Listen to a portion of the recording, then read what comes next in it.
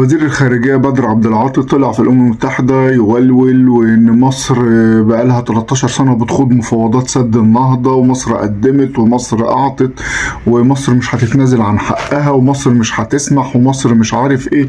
يا عم بطلوا لك وعجن، يا عم اتعلموا من إسرائيل يا عم حاجة.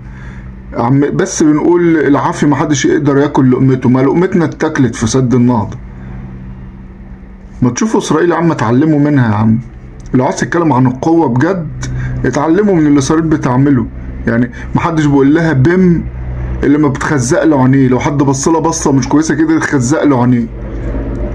اللي بيفكر بس انه بيعتدي عليها بتسهدمها فوق دماغه ودماغ اللي جابوه. احنا شغالين لوك لوك لوك لوك لوك لوك بقالنا 13 سنة زي ما بتقول.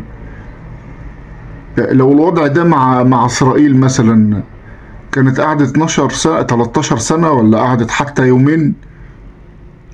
اللك والعجن كتير ده ملوش لازمة، بيبين ان انت ضعيف. 13 سنة قاعد بتتفاوض على ايه؟ على حقوقك، على حقوقك، على حياة دولتك وشعبك.